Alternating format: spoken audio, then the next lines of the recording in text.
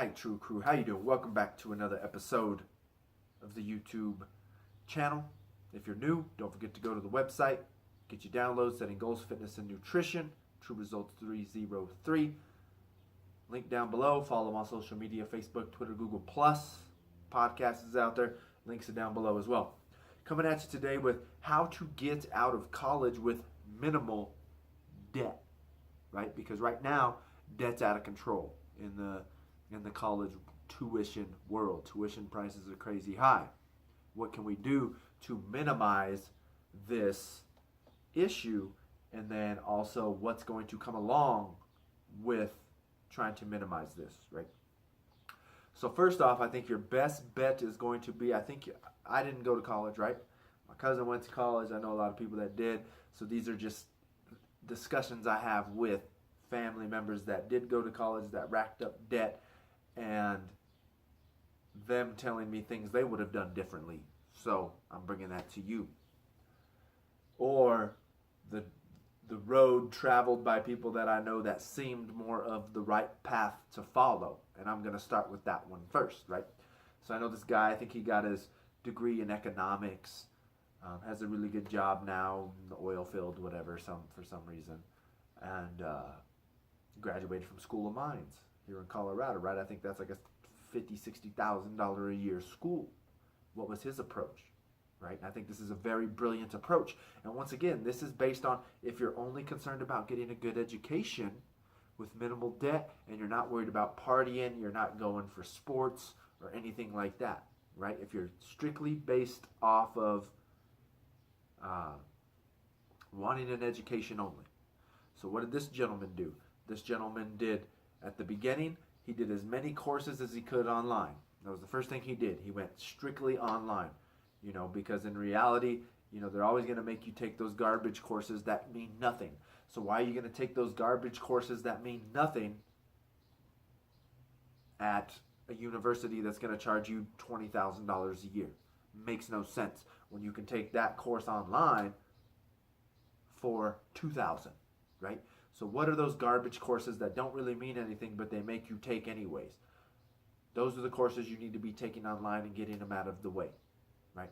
But once again, you need to keep in mind, what college do you eventually want to go to, and are those credits going to transfer? So first of all, you start online. Get everything you can done online. Get it done and over with, right? Next, you move to a community college. Once again, you need to confirm that those courses are going to roll over to that college. Take the rest of all your courses on or at a community college, right?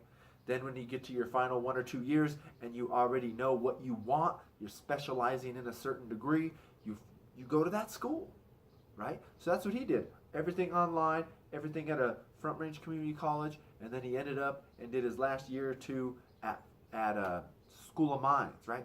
You're still getting the degree from Mines, right? That's all that really matters. You get the degree from the School of Mines. So that last year, you're really only dropping the 40 grand to go to Mines, and then you only racked up for those last 3-4 years, maybe 40, right? So in reality, you're getting out with 80. Congratulations, you made it out with only 80, right? Maybe you made it out with less. You only made it out with 60. You only made it out with 50, whatever the case may be, right? But you were able to get out of college with as little, and he worked at that same time, so he was working, right? And he was working.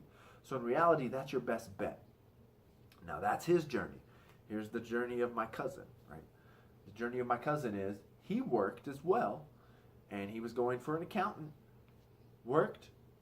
He had a scholarship to play ball in Sterling, Kansas, so he went out there for a couple years. Didn't like it, came back, ended up at his place, at his college at CSU, and worked through, right, got done, couldn't get a job, right, because he worked and he didn't intern. So all of a sudden it was, oh, you have no experience, because he worked instead of interning, right? And then his friend that interned but also knew Mandarin because she is of Asian background, ethnicity, she got like job, moved to California, top 5 firms in the United States for accounting, whatever, off and running, right? But she didn't intern, right? But what my cousin ended up saying was, well, in reality, I quit, or, I graduated with his whatever it is, his bachelor's, whatever. He's all, in reality, I should have just stayed in school because it took him almost 2 years to find a job. Then he was just out working for the city, working on the fields, the ball fields and stuff like that, mowing and all those types of things. He's like, in reality, I should have just stood and actually got my CPA. At least he would have had that next tier, right? But of course, that would have cost more money. But at least he would have had that next tier. And maybe that would have been able to outweigh not having experience because at least he had a CPA. I think it's called a CPA, whatever the next thing is for accounting, right?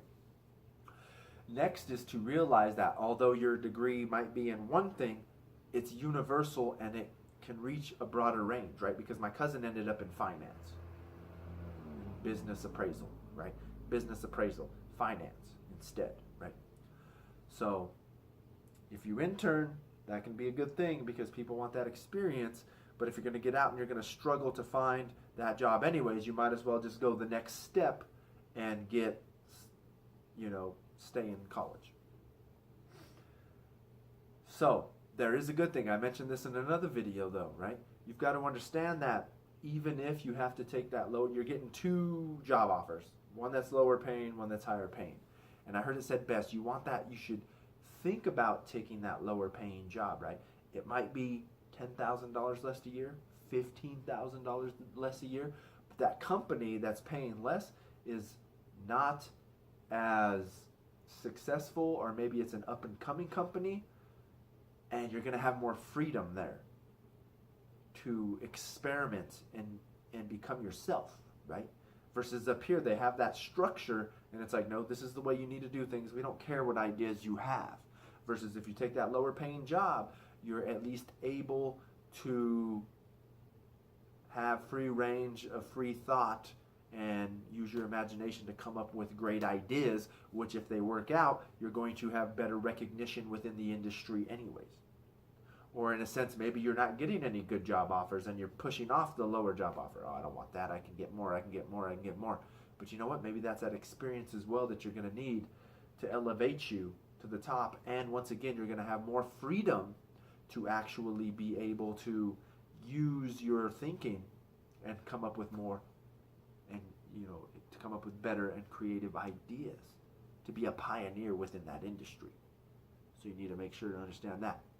And I realized too, my cousin is in finance, and although his boss says a lot of these certifications, if you're to talk to someone with the master's and the doctorate or whatever, to them it's like, well, yeah, those certifications are stupid. But if my cousin actually got those certifications, he said, I'm able to charge more per hour for your work. So look into certifications. What other certifications can you get that will give you qualifications that will help you earn more money? Because yes, a higher degree is going to be better, but those certifications still have value. But like I said, just to those people that have the higher degrees, they'll look down upon you. But in reality, knowledge is knowledge, and it's still something that's going to help you greatly. Okay. So there you go. I think I covered it. Those are the 2 different aspects, right? And either way, I think you're going to be in a good way.